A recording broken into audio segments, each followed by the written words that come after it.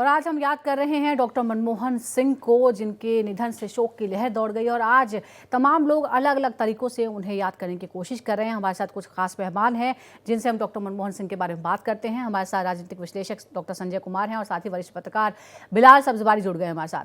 बिलाल साहब, मैं सबसे पहले आपसे समझना चाहूँगी, आज वर्तमान समय में भारत दुनिया की 5वीं सबसे बड़ी अर्थव्यवस्था बन गया है, तीसरी अर्थव्यवस्था बनने की तैयारी में है। लेकिन लोग ये मानते हैं कि इसकी शुरुआत, इस कंपटीशन की शुरुआत हमने 1990 के दशक में की थी। आप आज कैसे याद कर रहे हैं डॉक्टर मनमोहन सिंह को?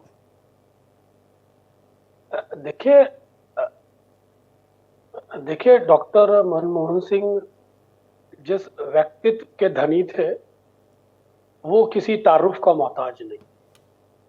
जितने सहनशील, जितने धैर्यवान और जितने पढ़े लिखे और अपने सब्जेक्ट में पूरी दुनिया में अपना एक मकाम रखने वाले डॉक्टर मनमोहन सिंह आज हमारे बीच में नहीं रही है। सबसे पहले तो मैं उनको श्रद्धांजलि अर्पित करना चाहूंगा आपके प्लेटफॉर्म के माध्यम। दूसरी बड़ी बात मैं ये कहना चाहूंगा, डॉक्टर मनमोहन सिंह उन अर्थशास्त्रियों में से रहे भारत के जो देश की अर्थव्यवस्था को अंतरराष्ट्रीय परिप्रेक्ष्य में उसकी प्रासंगिकता को समझते थे। जब भारत के अंदर सोना गिरवी रखा जा रहा था, भारतीय अर्थव्यवस्था एक अपने बुरे दौर से गुजर रही थी, जब डॉक्टर मनमोहन सिंह ने उस समय देश की अर्थव्यवस्था को एक नया आयाम दिया, एक लिबरलाइजेशन की पहल की, प्राइवेटाइजेशन की पहल की, इकोनॉमिक सेक्टर को ओपन किया, इंटरनेशनल लेवल पर भारतीय अर्थव्यवस्था को अंतरराष्ट्रीय अर्थव्यवस्था के लूप में कैसे लाया जाए उसका एक पूरा प्रोग्राम दिया। तो जो आपने सवाल किया कि आज भारतीय अर्थव्यवस्था जिन बुनियादों पर खड़ी है, जिन उसूलों पर खड़ी है, उसमें डॉक्टर मनमोहन सिंह का बहुत बड़ा योगदान है। साथ ही साथ डॉक्टर मनमोहन सिंह की जो सिद्धांत है अर्थव्यवस्था को लेकर, वो ग्रामीण भारत या एक आम नागरिक से जुड़े हुए। मनरेगा जैसी बड़ी बड़ी योजनाएं उनके समय में कार्यान्वित हुई। दरअसल अर्थव्यवस्था और समाजशास्त्र जिसे कहते हैं कि एक आम आदमी के दृष्टिकोण से पूरी अर्थव्यवस्था का प्रारूप घड़ना, यह डॉक्टर मनमोहन सिंह की शैली थी। वो चाहते थे कि गरीबों के हाथ में पैसा जाए, वो चाहते थे कि इन्फ्लेशन रेट जो है उसको अगर कंट्रोल करना है तो जब तक मध्यवर्गीय परिवार, बिलो द पॉवर्टी लाइन, झुग्गी झोपड़ी में रहने वाले अनऑर्गेनाइज सेक्टर के लोगों के हाथ में पैसा होगा, तभी उनकी परचेजिंग पावर बढ़ेगी। और उनकी परचेजिंग पावर बढ़ने का अर्थ यही होता है कि अर्थव्यवस्था में डिमांड एंड सप्लाई का संतुलन बनता है। यही मूल सिद्धांत है अर्थव्यवस्था। तो इस दिशा में उनके बहुत बड़े योगदान रहे। और डॉक्टर मनमोहन सिंह जैसे व्यक्ति हिंदुस्तान में नहीं बल्कि अंतरराष्ट्रीय स्तर पे भी अर्थव्यवस्था के क्षेत्र में आदरणीय माने जाते हैं। बड़े बड़े लोग उनका सम्मान करते हैं, उन पे पीएचडी की जाती है और उनकी आर्थिक शैली को, उनके आर्थिक दृष्टिकोण को हिंदुस्तान नहीं बल्कि पूरे विश्व के अर्थशास्त्री सलाम करते हैं। बिल्कुल डॉक्टर संजय कुमार, जैसा कि आपने सुना बिलाल सब्जवारी जो कह रहे हैं, एक एक करके इतनी सारी पॉलिसीज़ हैं जिसमें आम आदमी को कैसे सबल, कैसे मजबूत किया जाए, उसकी वो तमाम नीतियां अपनाई गई डॉक्टर मनमोहन सिंह के कार्यकाल के दौरान। बावजूद इसके क्या ज़्यादा ना बोलना, अच्छा भाषण ना दे पाना या क्रेडिट लेने के कंपटीशन में शामिल ना होना, क्या एक इन वजहों से डॉक्टर मनमोहन सिंह जो एडुकेटेड क्लास है, जो चर्चा करता है, उनके बीच तो वो बड़े लोकप्रिय रहे, लेकिन आम जनमानस के बीच में शायद वो उस तरह की छवि वो नहीं बना पाए, शायद इसीलिए शायद लोकसभा का चुनाव एक ही बार उन्होंने लड़ा, वो नहीं जीत पाए, राज्यसभा से ही हर बार गए। देखिए, चुनाव में जीतना और हारना वो एक अलग पार्ट है, लेकिन देश को एक दिशा देना, और उस समय जब देश आर्थिक मोर्चे पर लड़खड़ा रहा था, मैं मानता हूं कि एक बड़ी उपलब्धि है। मनमोहन सिंह जी कहा करते थे कि प्रधानमंत्री की कुर्सी जितनी बड़ी है उसके लिए मैं छोटा व्यक्ति हूं। सोचिए कि कितना बड़ा उनका कद था।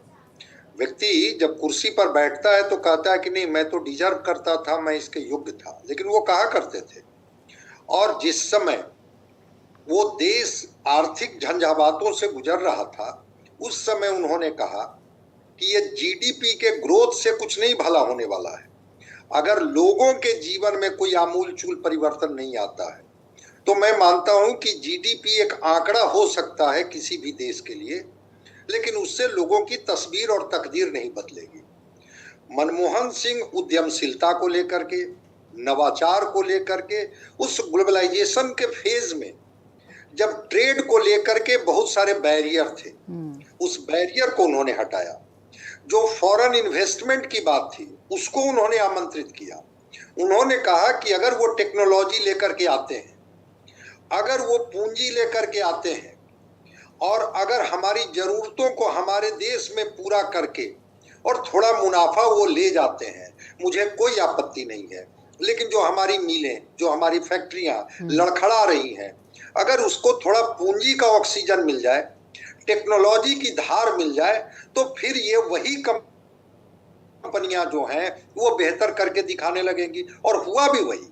90 के बाद का जो दौर है उसमें बड़ी तेजी से टेक्नोलॉजी में जिस तरह से परिवर्तन आया, अब वो मशीनें जो थी वो पहले किस तरह से प्रोडक्शन देती थी, और जैसे ही नई टेक्नोलॉजी से लैस जब विदेशी मशीनें आकर के उसी फैक्ट्री में काम करने लगी, तो फिर उसके देख लीजिए कि किस तरह की तस्वीर होने आने लगी। तो मैं मानता हूं कि मनमोहन सिंह ने, छोड़ दीजिए भारत की बात, बराक ओबामा जो उस समय अमेरिका के राष्ट्रपति थे, 10 में जब एक सम्मेलन में गए तो उन्होंने कहा कि विजन को लेकर के दुनिया को सीखने की जरूरत है डॉक्टर मनमोहन सिंह से। जो इनकी आर्थिक समझ है, जो आर्थिक सोच है, स्वाभाविक है कि जो एक एकेडमिशियन होगा, जो एक व्यक्ति जो अर्थशास्त्री होगा, वो जनता के साथ जो आप कनेक्शन की बात कह रही हैं, वो कोई जरूरी नहीं है कि वो मंचों से भाषण दे करके जनता से कनेक्ट हो या ना हो, लेकिन उसके फिर काम बोलते हैं।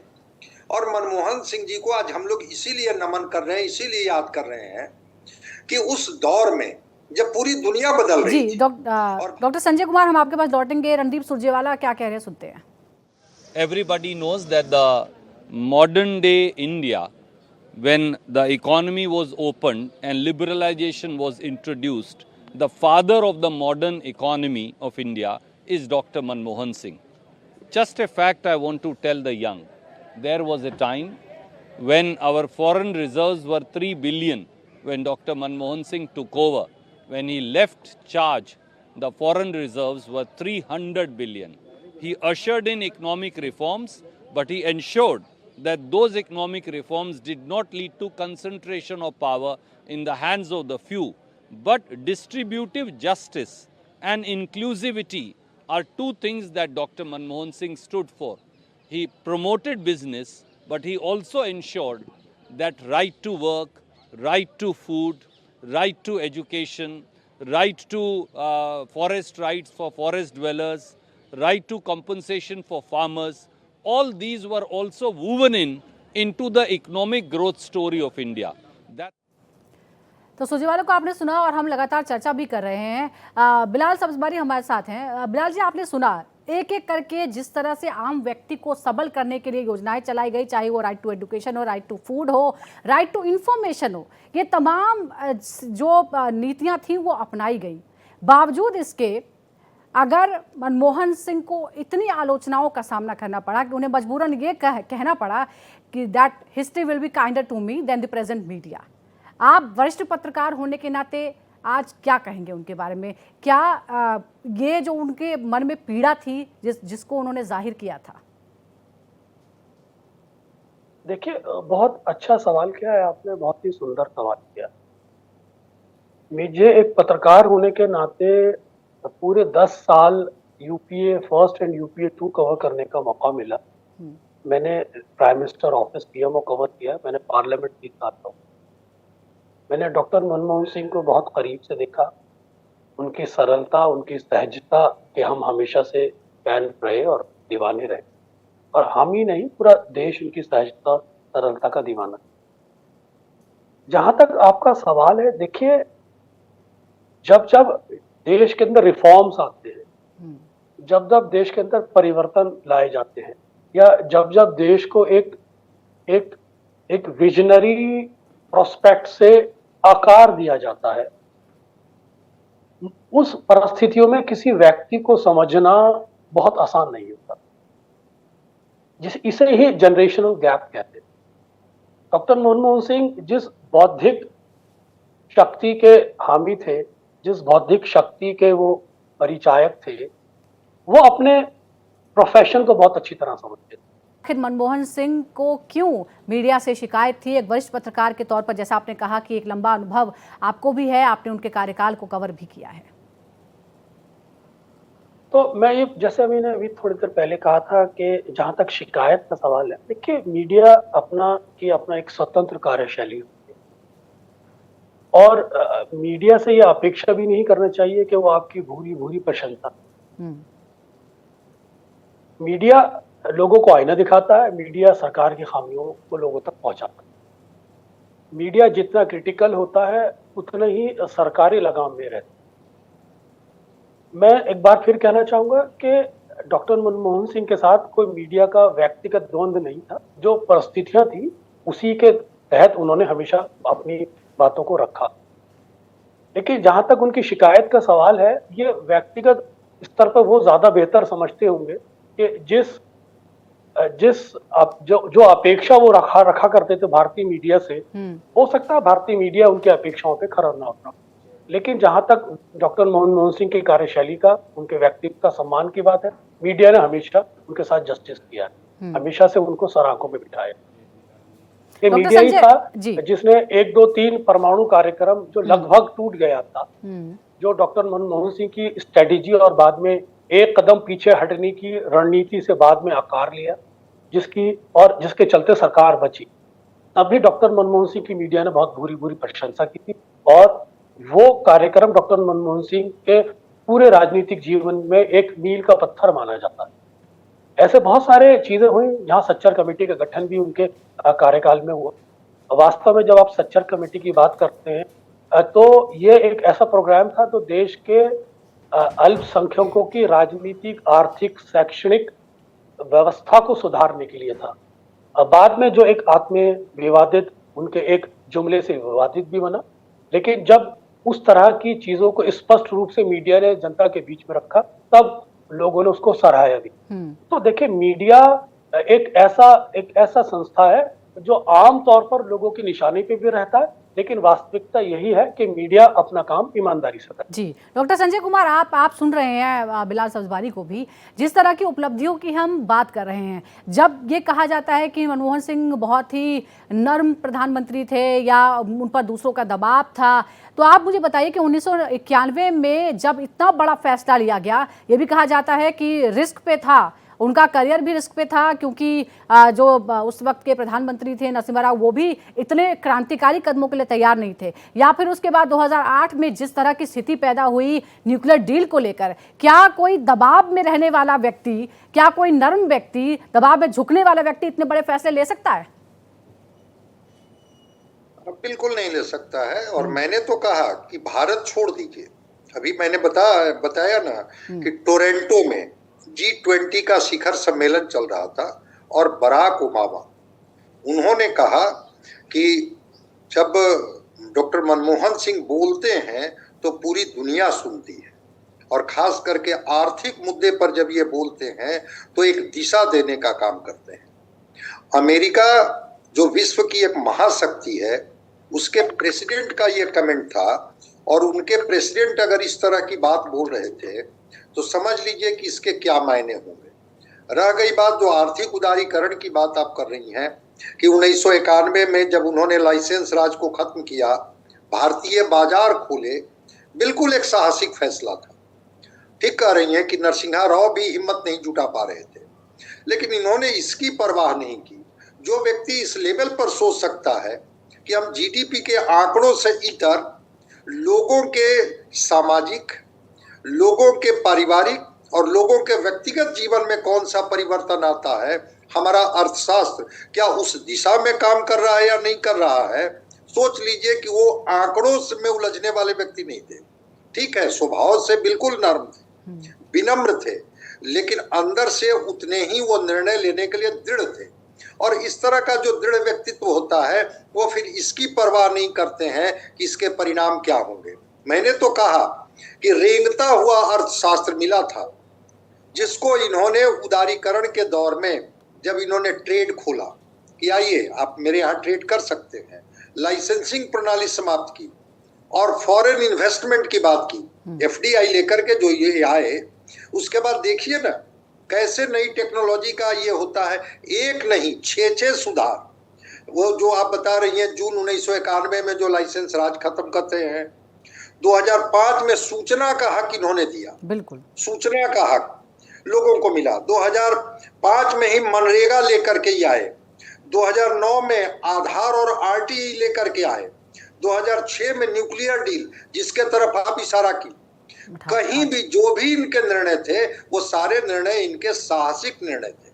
और हाँ कि चूंकि हो सकता है कि हम जनता हमें घेरे, विपक्ष हमें घेरे, लेकिन अपने निर्णय को लेकर के ये एडमेंट थे और जो उसके फलसफा, उसके जो परिणाम है 2024 में हम लोग उसको देख सकते हैं। ठीक है, व्यक्ति नहीं होता है, एक बायोलॉजिकल एज होता है हर का, उस एज को पार करने के बाद रुखसत हो जाता है दुनिया में, लेकिन जो एक रास्ता बनाते हैं, जो चीजों को तय करते हैं, वो कहीं ना कहीं से आने वाली पीढ़ी के लिए एक प्रेरणा का स्रोत तो होता ही है कि अगर निर्णय लेना हो, ये हर जो कॉन्स्टिट्यूशनल पद पर बैठे हुए व्यक्ति जो गवर्नेंस को समझते हैं, जो गवर्नेंस करना जानते हैं, मैं मानता हूं कि डॉक्टर मनमोहन सिंह उनके लिए रोल मॉडल होंगे। मनमोहन सिंह की जो नीतियां हैं और उनका जो निर्णय का जो जिसको कहते हैं कि दृढ़ता है, इससे तो सीखने की जरूरत है ना कि मनमोहन सिंह ने हर निर्णय को पूरी तरह से लागू किया, ये कहते हुए कि हमें इसके कितने लाभ मिलेंगे, किसके घाटे होंगे। आपने जब शुरुआत की थी तो आपने क्या कहा था कि चुनाव में जनता से अगर ये कनेक्ट होते तो बार बार इनको जनता से स्वीकारिता मिलती और चुनाव जीतते। शायद चुनाव जीत करके भी वो लोग जो बैठते हैं राजनीति में वो नहीं कर पाते या कर पाते हैं जो डॉक्टर मनमोहन सिंह ने किया। जब इनको जिम्मेवारी मिली 13वें प्रधानमंत्री के तौर पर, जब इन्होंने देश की जिम्मेवारी संभाली, तो जो कई निर्णय जो इनके रहे 2004 से 2014 का जो कालखंड है उसको जरा देखिए, कैसे एक वित्तीय अनुशासन इन्होंने लाया, कैसे इन्होंने देश और देश की जो वित्तीय स्थिति थी उसमें ड्रेस्टिक चेंज लाया जी। और जो लुढ़क रहा था रुपया डॉलर के मुकाबले, जरा उसको देख लीजिए उस कालखंड में। बिल्कुल डॉक्टर संजय कुमार, आपने जिक्र कर दिया है तो मैं जरा, क्योंकि हमारे साथ वरिष्ठ पत्रकार हैं बिलाल सब्जवारी, उनसे भी हम बात कर रहे हैं। बिलाल जी, जैसे डॉक्टर संजय कुमार जिक्र कर रहे हैं तमाम जो आर्थिक पॉलिसीज़ हैं, अगर हम 2004 से 9 की बात करें और फिर 9 से 14 की बात करें, ये एक्सपर्ट ये कहते हैं कि पहले कार्यकाल में बेहतरीन काम हुआ था, उसके बाद जो दूसरा कार्यकाल था वहाँ पर कहाँ आपको लगता है कि वहाँ से गड़बड़ शुरू हुई कि फिर वो अंत तक फिर UPA और कांग्रेस का शासन खत्म हो गया? देखिए, बहुत एक बार फिर आप बहुत ही रेलेवेंट और प्रासंगिक सवाल आप कर रहे हैं। देखिए, डॉक्टर मनमोहन सिंह की जो आर्थिक नीतियों की जो दिशा थी वो निरंतर आगे बढ़ रही थी, लेकिन सरकार के अंदर जो तंत्र था वो, उसको आप कह सकते हैं उस पर बहुत सारे भ्रष्टाचार के आरोप लगने शुरू हुए और जिन भ्रष्टाचारों के आरोपों की आंच खुद कांग्रेस पर, कांग्रेस नीति डॉक्टर प्रधानमंत्री डॉक्टर मनमोहन सिंह पर और उनकी पूरी UPA सरकार को उन आरोपों के माध्यम से अपने हाथ जलाने पड़े। आप जानती है कि भ्रष्टाचार 2014 के इलेक्शन में देश के अंदर बहुत बड़ा मुद्दा बना, सबसे बड़ा मुद्दा, जिसको अन्ना आंदोलन द्वारा प्रोजेक्ट किया गया, जिसमें केजरीवाल की एक बहुत बड़ी भूमिका रही, जिसके माध्यम से वो सरकार ने दिया है।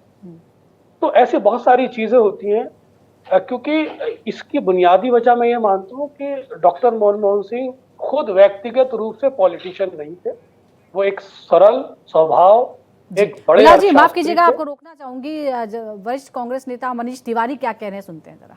सामभी हुई सी, मैं उन्होंने कल मिलना सीगा शनिचरवार 11 ਵਜੇ, पर रब ਨੂੰ कुछ होर ही मंजूर सी ਔਰ ਇਸ ਲਈ ਮੈਂ ਆਪਣੇ ਵੱਲੋਂ ਡਾਕਟਰ ਮਨਮੋਹਨ ਸਿੰਘ ਜੀ ਨੂੰ ਦਿਲੋਂ ਸੱਚੀ श्रद्धांजलि ਦਿੰਦਾ। क्या आपको लगता है कि जो गठबंधन की मजबूरियां थी, सबसे बड़ी समस्या दूसरे कार्यकाल में यही रही?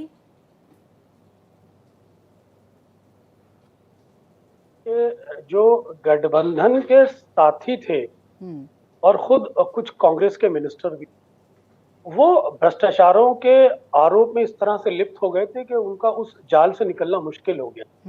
कैग की रिपोर्ट के बाद विनोद राय ने जो आरोप लगाए थे, हालांकि वो कोर्ट में साबित नहीं हुए, 2G स्पेक्ट्रम जैसे घोटाले, कोल जैसा घोटाला, खेल स्पोर्ट्स से रिलेटेड दिल्ली के चुनाव, खेलों से जुड़ा घोटाला, वो एक तरह से उनके गले पड़ गए थे, जिसका खमियाजा उनको और कांग्रेस पार्टी को ही भुगतना पड़ा। अभी आपने देखा होगा कुछ देर पहले मनीष तिवारी बोल रहे थे, तो मनीष तिवारी उन्हीं के समय में information broadcasting minister independent charge थे। और इत्तेफाक की बात यह है कि मैं डॉक्टर मनीष तिवारी द्वारा पत्रकार कैटेगरी में सेंसर बोर्ड का मेंबर नियुक्त किया गया था। तो मनीष तिवारी पंजाब से आते हैं, अच्छे परिवार, राजनीतिक परिवार से आते हैं। मनीष तिवारी के फादर और डॉक्टर मनमोहन सिंह के बड़े घनिष्ठ रिश्ते रहे। एक मैं आपको व्यक्तिगत अपना एक्सपीरियंस शेयर करना चाहूंगा। 2014 के बाद डॉक्टर मनमोहन सिंह से मेरी मुलाकात एक अशोका होटल में हुई और इत्तेफाक की बात ये थी कि मैं और वो एक ही टेबल पर लंच के लिए बैठे। तो मैं उनसे बहुत ही कॉर्डियल अंदाज में मैंने पूछा कि डॉक्टर साहब, अब तो मोदी जी आ गए हैं, ये सरकार आपको लगता है चलेगी? तो बड़े मुस्कुरा के बोले, हाँ 5 साल तो चलेगी। तो तो वो उनका इतना सहज अंदाज था। तो उसके बाद से उनके जो रिश्ते रहे, उनका जो सम्मान रहा है देश में, अर्थव्यवस्था को लेकर शायद ही देश में ऐसा कोई व्यक्ति हो जो उनका सम्मान न करता हो। प्लानिंग कमीशन के चेयरमैन हुआ करते थे प्रोफेसर खुसरो, और जो अलीगढ़ मुस्लिम यूनिवर्सिटी के इकोनॉमिक्स डिपार्टमेंट के हेड भी रहे। उनके निधन के वो प्लानिंग कमीशन के चेयरमैन बनाए गए थे डॉक्टर मनमोहन सिंह की सरकार के अंदर। तो जब उनका निधन हुआ तो डॉक्टर मनमोहन सिंह उनको इतना चाहते थे, तो उन्होंने रिकॉर्ड पर ये कहा था कि आज मेरा एक बाजू टूट गया।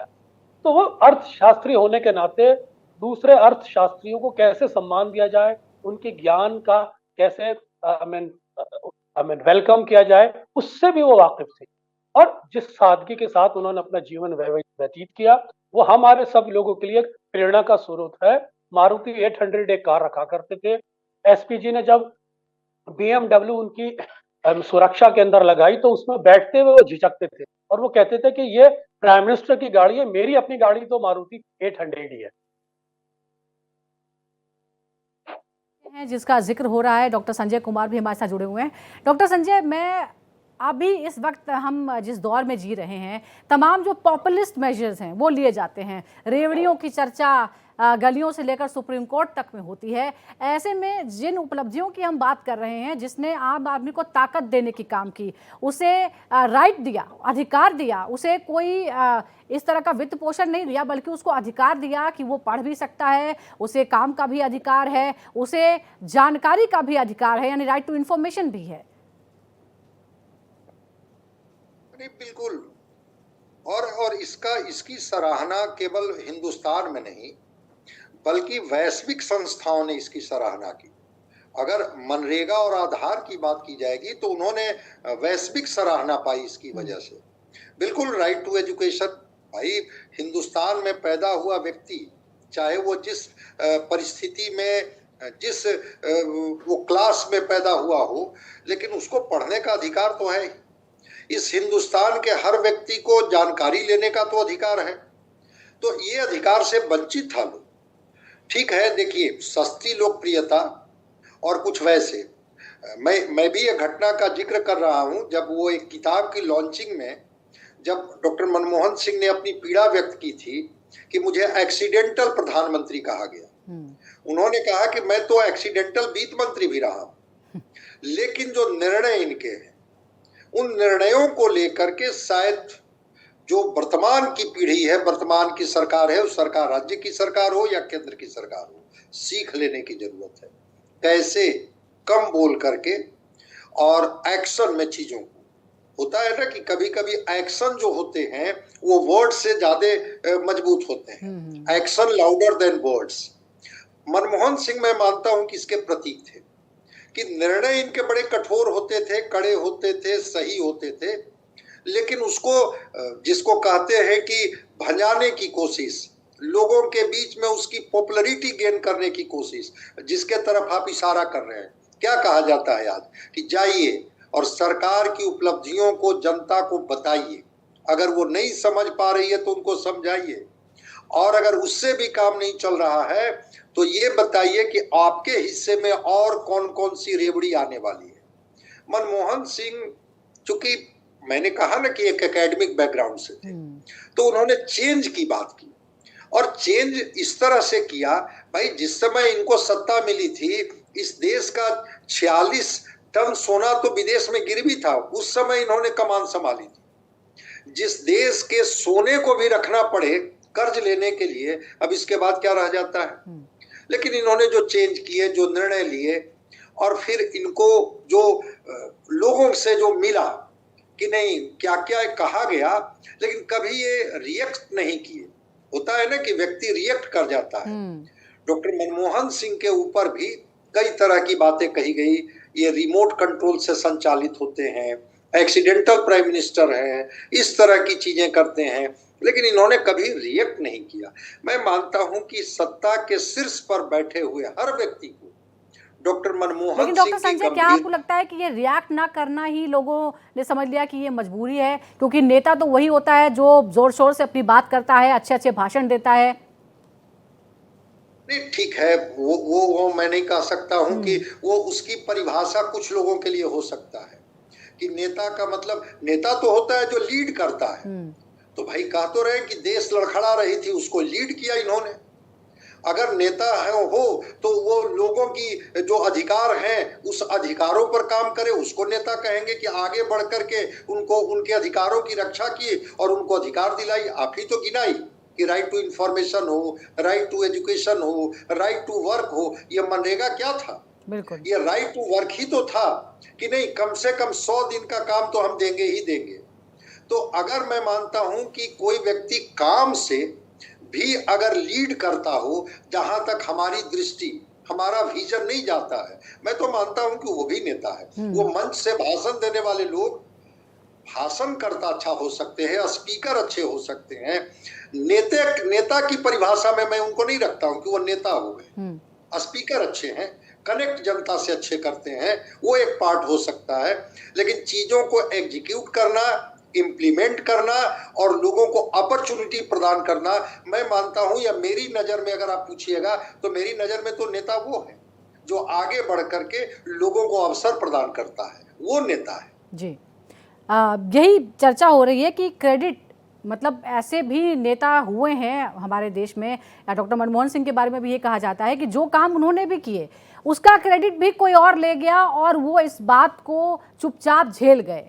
बिलाल सब्जवारी, आप उन घटनाओं को बहुत करीब से जानते हैं, चाहे वो मनरेगा को लागू करने वाली बात हो या फिर अध्यादेश फाड़ने वाली बात हो, इनको लेकर आलोचना भी हुई, लेकिन क्या आपको लगता है कि ये जो उनका नेचर था ये दिखाता है कि वो कितने सुलझे हुए व्यक्ति थे? उन्हें पता है कि मैं कोई काम कर रहा हूं, मुझे चिल्लाकर अपना क्रेडिट जाहिर करने की जरूरत नहीं है। नहीं, आप बिल्कुल ठीक फरमा रही हैं।